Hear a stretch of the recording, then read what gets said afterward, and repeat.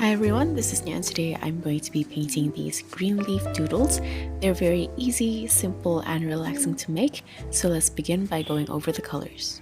This is Sap Green by Holbein, Azure Blue by White Knights, Sean Brilliant Dark by Schminke, Lamp Black by Daniel Smith, and I'll also be using Bleed Proof White by Dr. Paige Martins. I'm also going to add some gold accents. Preferably I would use my Finetech gold palette, but I couldn't find it when I was painting this on the day, so I just used my gold pen instead.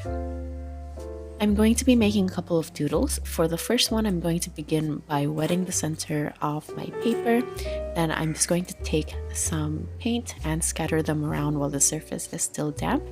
I first used the Jean Brilliant Dark, and while the surface is still wet, I added a little bit of other colors. You can also mix them together if you would like to, but I'm just scattering them around and letting them bloom and mingle with each other. Since the surface here is quite wet, the paint is traveling quite a lot. This means that there's a lot of water on the paper, so I'm using quite a thick consistency when I apply the paint. And before it dries, if some areas are too dark, I would either just move them around with my brush to pull it further outwards, or even take off the excess pigment using tissue. Here I'm just adding some dots around the edges, and I just find that this makes the base color look a bit more loose.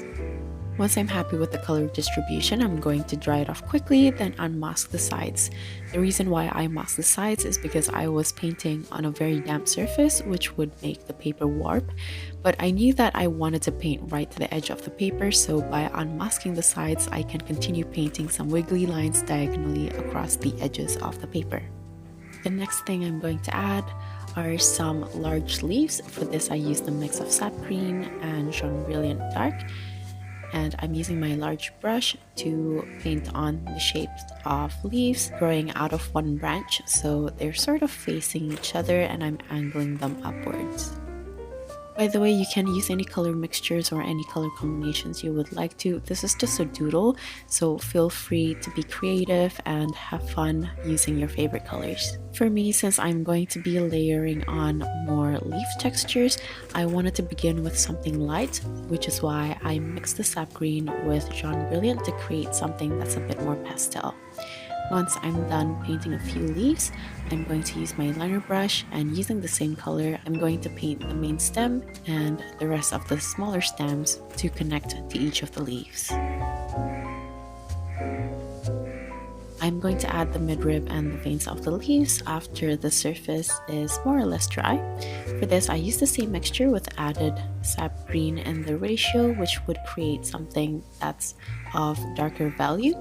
And I'm using still a medium to light consistency to paint on the veins, so those details doesn't have too strong of a contrast compared to the base color. While painting on the veins, I like to also play around with the distance so it looks a bit more organic and less stiff.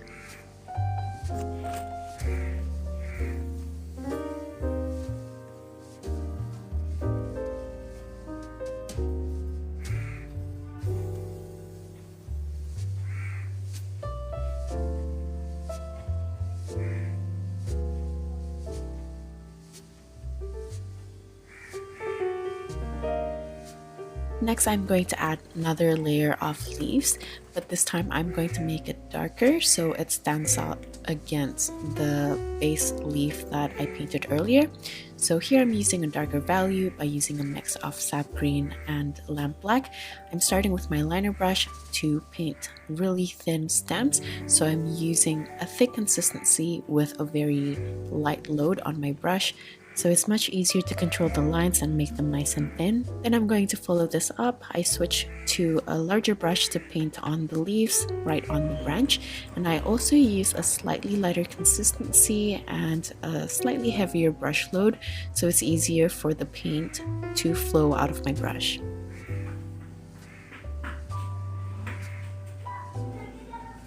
To make the leaves nice and delicate, it helps to leave a bit of space in between the leaves and the stem, and if your gap end up being a bit too large, you can switch to your liner brush and paint a line continuing the bottom tip of the leaves to the main stem. The fine lines and small bits of space will give your eyes some space, and it will make the composition look a bit more airy and delicate, as opposed to the thick ends of the leaves touching the branch, which might make them look a bit too bulky. You can also play around with how the leaves are positioned. I like to play with the angle and how some of them might flop downwards and so on. The variation will help create more of a natural feel, and it will make the composition look a bit more organic. So now I'm just going to continue painting more leaves until I'm happy with the spread.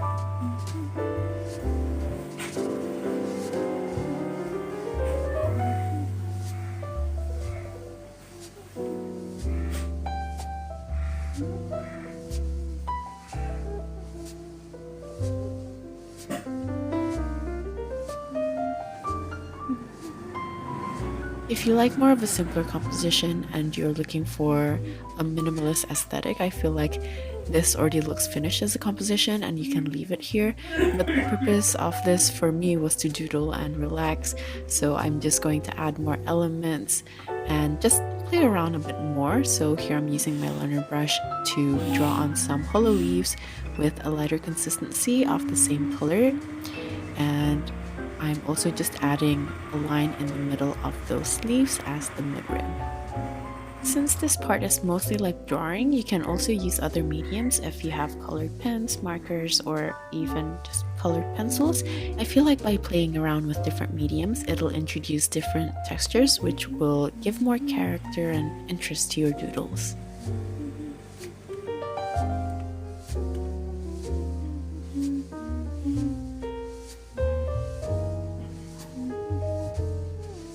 Next, I'm going to add another element. This time I'm using my gold pen to draw on some flowers. I'm not sure what these are called, but I basically draw a curvy stem and more curved lines to form sort of like thin petals, and I'm going to add dots on top of those petals. I feel like the gold would be more shimmery if I used my Finetech gold palette, but I couldn't find it on the day when I was filming this. I actually thought I left it in Austria, but I ended up finding it in my drawer underneath my other art supplies a couple of weeks later, but it was too late by then. I just feel like using the brush or even an ink will make the lines look a bit more fluid and less uniform, because I find that the uniformity of the line weight kind of makes the composition looks a bit more static. It's too late for me, but I just want to mention it in case you want to take it into consideration for your own doodles.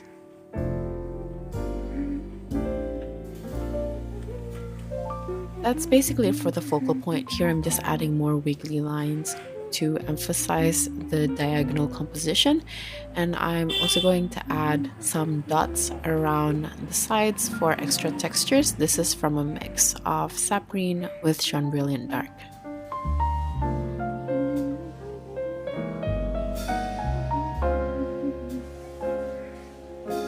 And that's basically it for the first doodle.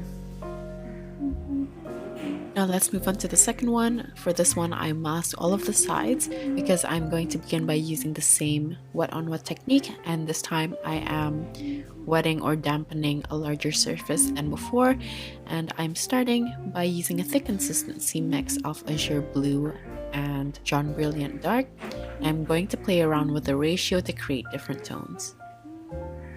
I'm placing the colors diagonally, and as you can see, the surface is quite wet, so the paint is blooming a lot. And I'm also going to switch around with some sap green as well, but it's completely up to you what ratio you want the sap green to the azure blue. If you want your painting to be a bit more blue, then you would use more azure blue, and vice versa.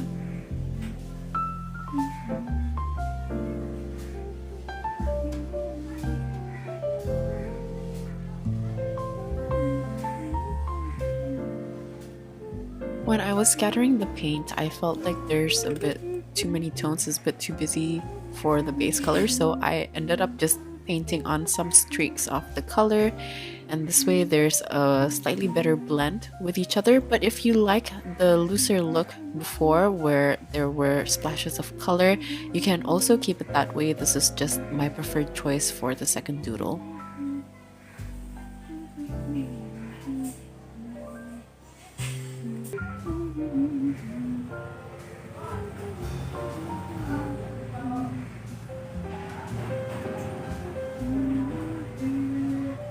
For this one, I do want to cover a larger space, which is why I ended up doing the streaks as well.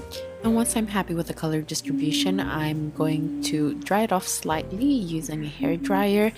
I'm not going to dry it completely, but I don't want the surface to be this damp, so I'm just drying a little bit so the surface has a bit of moisture